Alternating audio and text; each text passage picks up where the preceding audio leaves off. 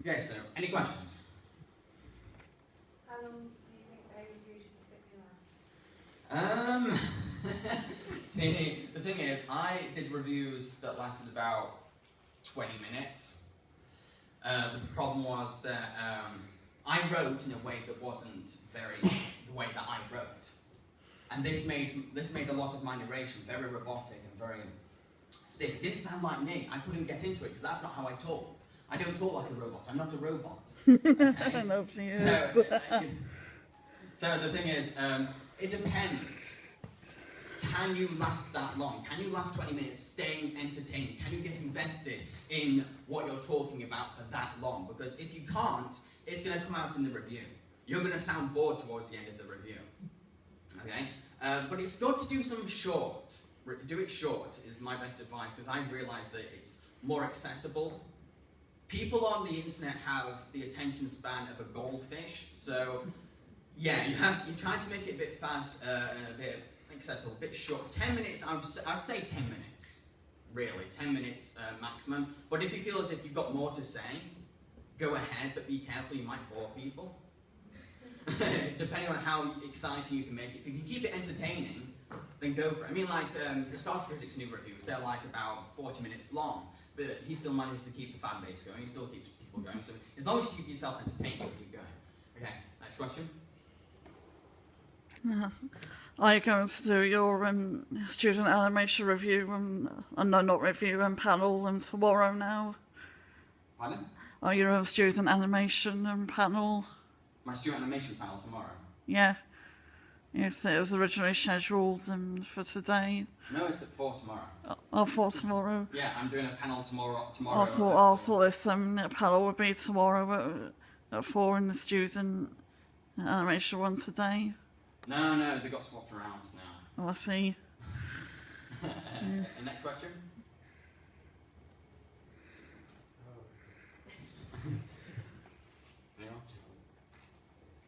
Loki again? When you actually go for the film, what is it that particularly draws you to that film to actually decide, yes, that's what I'm going to review? I don't know, because it depends. It's hard to explain because I tend to review films that have not been reviewed before, which is a really good thing to do. And films that I've not seen reviews of, because if you've seen a review of the film, it's going to affect your opinion of that film. It's going to stay in your head, and it'll make it less your reaction and more someone else's reaction. So it's good to completely ignore all of the reviews and just like stick to your own perspective, let your own opinion come in. Try to ignore all reviews. Very, very difficult when you're researching. Incredibly difficult, especially on IMDb, because you just got to go la la la la la la. Just completely ignore it. So yeah. Next question. Do you have any advice on someone that's written out a review for something, but when reading it back to themselves realises that it is far too close to particular styles of other reviewers? Do you have any advice for avoiding that? And because let's face it, if you're going to sound like another reviewer and you're doing a review, it's going to come out in the comments. Everyone's going to pull out on it. Absolutely, yeah, that happens quite a lot, especially if you're loud and crazy. People go, oh, you're just copying the Star Critic. So yeah, it's really hard to avoid trying. But the thing is, that's a matter of experimenting and trying to find your own voice. And I'd say just keep reviewing, keep writing, keep rewriting until you find your own writing style. But like I said, try to write the way you talk, and that's what's going to make your show more individual. Or it'll reflect your personality. The more you are yourself, the more authentic and genuine your show can be. That answer your question? Yes. Good. Are there any particular reviewers who inspired you when you were starting out? Oh, we're going to be here all day.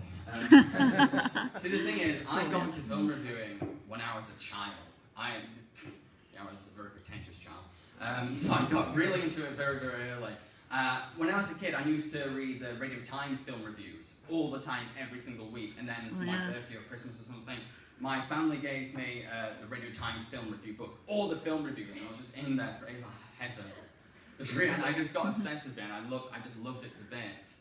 So yeah, that's what started me off. Then I got into Roger Ebert, but then I think what really stuck out to me was a guy called Mark Kermode, who is, I mean, has anyone heard of Mark Kermode? No. We've got one. I watch him in the mornings when I'm sorting things out at work. I'm fucking ruined. It's really, if you're ever going to do a film review show, watch Mark Kermode. He is brilliant. He's really good.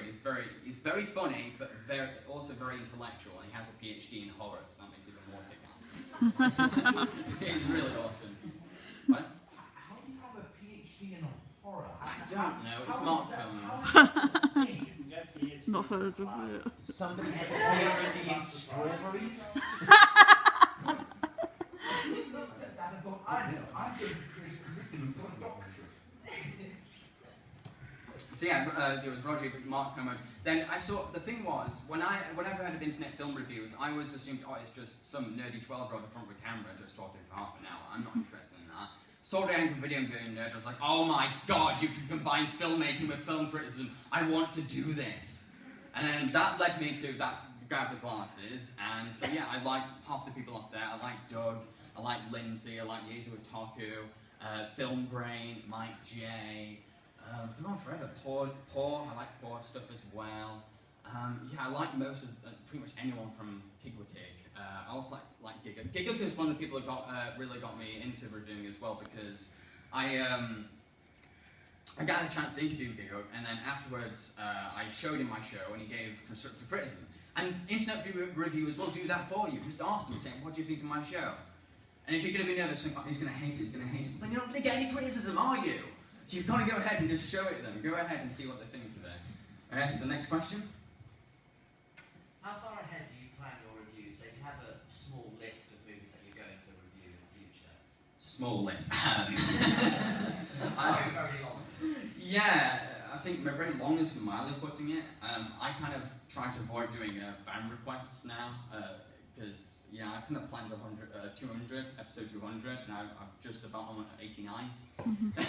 I have a lot of free time. I spend ages on IMDb, and I'm like, just find all these weird animations. Like, oh, I want to put that on there now. And it just builds up and up and up and up and up. So like, yeah. Saying how far ahead do I plan? Yeah. Very, very far ahead, as you can tell. But do you want to know what's the best way to plan ahead? Yeah, do you have any advice in that sort of area?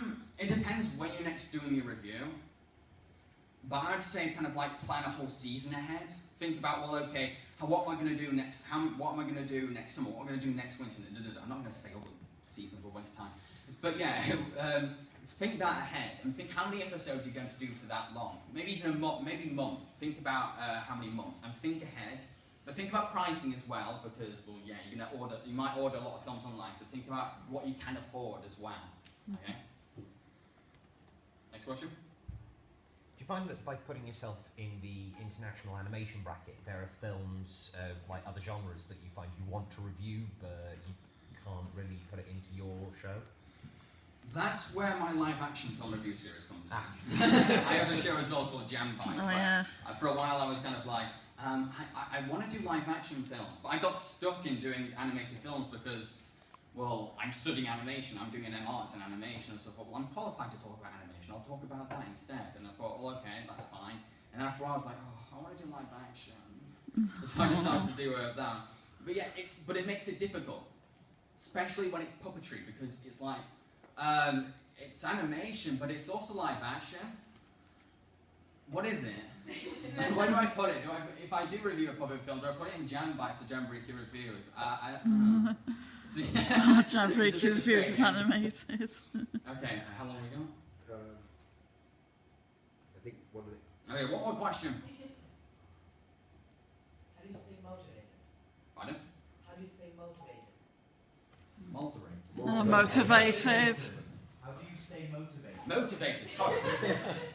Sorry. How do I stay motivated? Passion. Passion is what you need more than anything. If you don't have passion, you're not going to get into it. The thing is that before I did my show, I did a show that was so bad that it got a 15-minute review and it's got death threats on the channels. It's terrible. It's probably more famous than me, how bad it is. But after I did that, I was like, right, I'm done, I'm finished now, I can't do anything, I'm incapable of doing anything. But then after a couple of weeks, I was like, I want to make film reviews again. So I just ended up starting again. If you've got that passion, you won't be stopped. You can't stop yourself. You keep going, no matter what. Even if you feel like, I'm not good at it, your brain's going to be like, but you want to do it, you want to do it. So yeah. Yeah, pretty much that was it. It's easy to do this one. Pardon? Yeah, there you No, oh yeah, so that's it. Everyone. If you have any other questions, I'll be out now.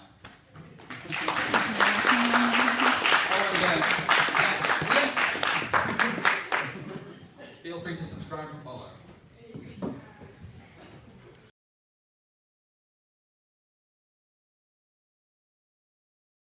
Behold the mighty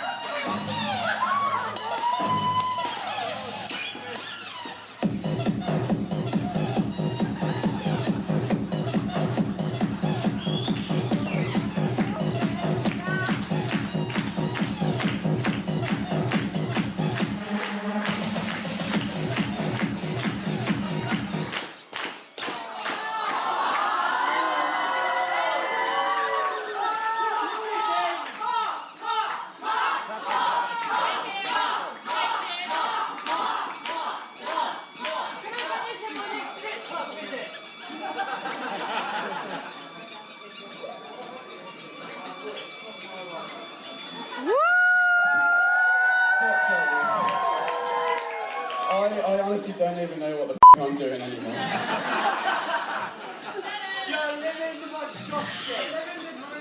I am not living the dream.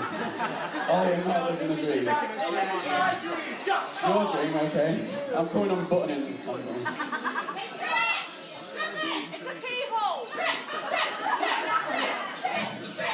You'll just see my clothes under anyway.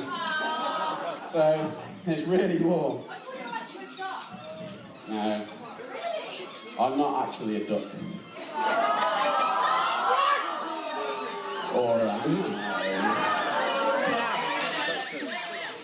oh, so when I was asked about this panel, I only hoped it would be just a 30-minute long joke in the other building, not on the main stage at a time like this. I did not expect this, but thank you, Mike, for doing this.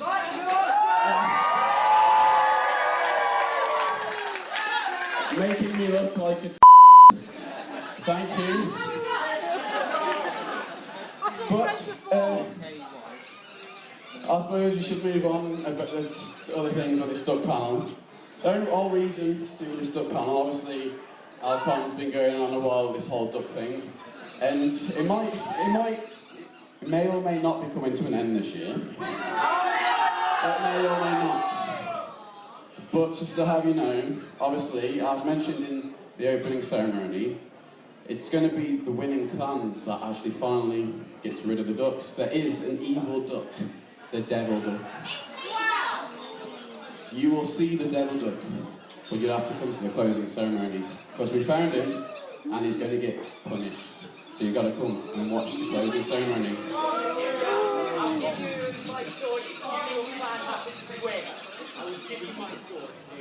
What was that, sorry? If your clan happens to win, I'll give you my sword and you can kill it. Well, if my clan wins, pirates will win anyway. Vampires! Yeah, I just like that. Okay, you're pirates, that's okay then. Post one. How many pirates? Go on, hands pirates. Ninjas. Vampires.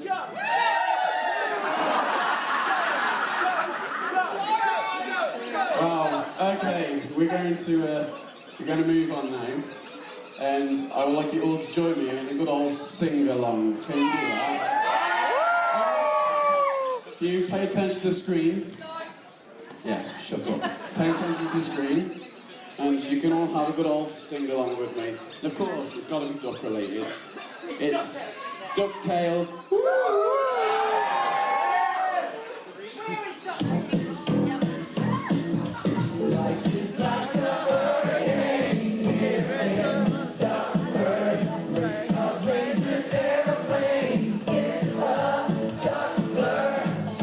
Solve the mystery.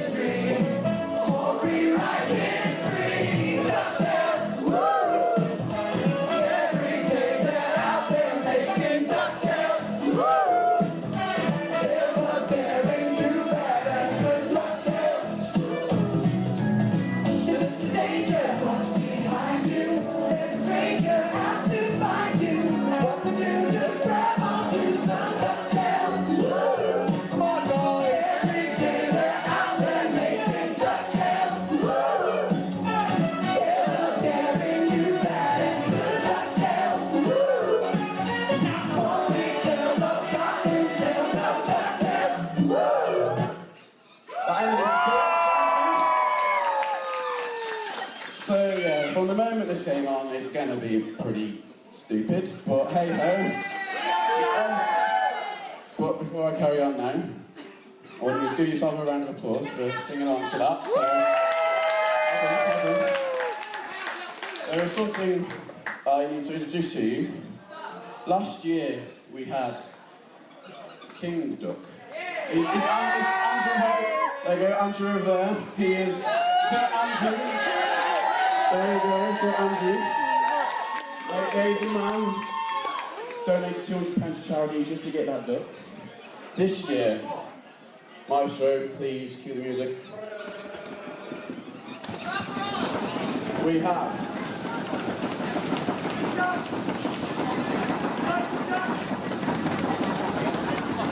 you ready for this, guys? This will be another thing which will be going into the charity auction. Wait for it. Wait for it. Ladies and gentlemen, I'll introduce to you Godzilla Duck!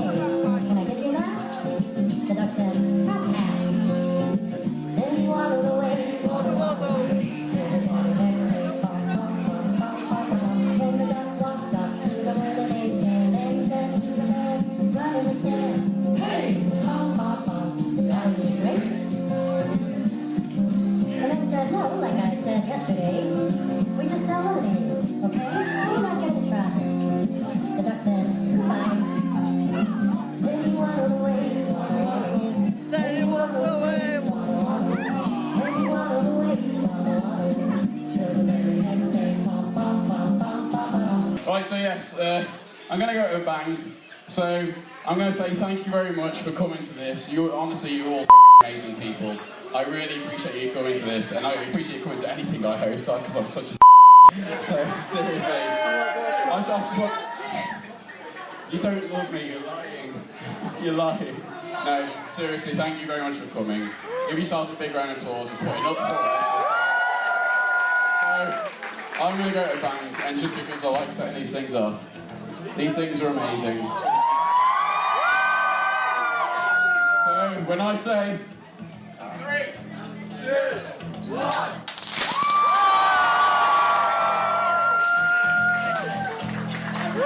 Ladies and gentlemen, thank you very much for coming to this crazy jump panel. It's been amazing. Stick around for Brenda Ross. Come to the Cosplay Masquerade, the Masquerade Ball, sorry. Thank you, and we'll see you soon.